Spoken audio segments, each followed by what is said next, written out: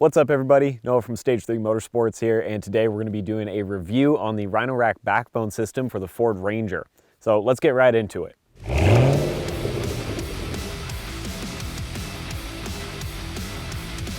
So starting off first, just talking about the general construction and specs. The Rhino Rack backbone, it basically consists of two parts. You have the actual backbone rails on the truck that you can see on the side that have sort of a circle cut design down the edge of them. And then you have the platform tray that goes on top, which is actually their Pioneer tray. All the components for this system are built with lightweight aluminum and reinforced nylon, which means that it's corrosion resistant, which is excellent, but it's also pretty lightweight, so this isn't going to have a dramatic effect on your truck, which is especially important when you're doing something like a roof rack where you're going to need to put some weight on there, and the less weight you have above your truck with a high center of gravity, the better. The design of the Rhino Rack system really lends itself well to accessories, and we've got a couple that are attached on our Ranger here. So you'll notice right off the bat that there's some grab handles on the corners, and these work well either to just pull yourself up to the roof rack, or if you want to use it as a tie down to, hook a ratchet strap on there and lash some cargo in, they're definitely excellent for that as well. Now with that, they also have things like the traction board mounts where you can throw max tracks or tread boards, whatever it may be, onto those, and it gives you quick and easy access where you can just basically screw on some black plastic knobs that lock it down, thread them off, pull the boards off when you need them, and they're out of the way where they're not inside the vehicle where it can be dirty and messy. We also have the Rotopax mounts on top of the vehicle, and you can kind of mix and match with that depending on what your Rotopax setup is to get something that mounts well and works for you. But given the low profile design of those packs anyways, they definitely work well on a roof rack system like this.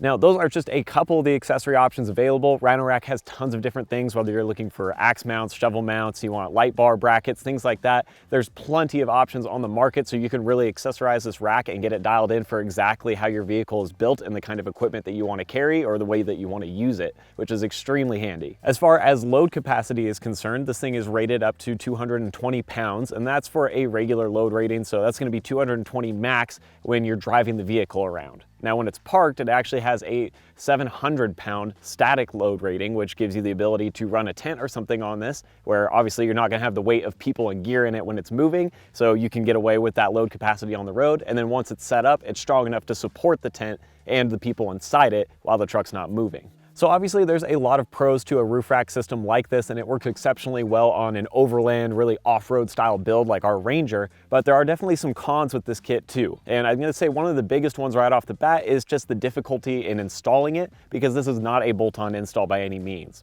If you don't have access to a good shop and a lot of good tools and you're worried about drilling into the top of your Ranger, this is going to be the type of install that you're probably going to want to pass on or just have a shop do altogether, because it is going to require you to get dirty. You're going to need to drill some holes through the top of the roof of your vehicle. You're going to need a rivet gun. There's going to be a lot of little detail work done in there to get all the hardware straight and get everything lined up. So it does take some serious time, and obviously you don't want to mess this up and end up with extra holes in your roof that you didn't want to begin with. Now, knowing that before you go into the purchase definitely helps a lot in deciding whether this is the right rack for you or not, or if you do need to line up a shop for it. So that's just something to consider. And once the rack is on here and it's mounted nicely, it hangs on really well. We haven't had any issues with this thing rattling or coming free off-road or getting shaken up and broken. It definitely has good durability, but definitely keep that in mind. The other big con with a rack system like this is going to be the price. Obviously you're getting a pretty premium quality product, but that's going to put you in that $1,000 and above range. And depending on when you get it or what accessories you order with it, or if it is or isn't on sale, that can fluctuate a little bit, but you're going to be putting down some serious cash for a system like this, and that's not including your own gear that you want to pay for to put on it. So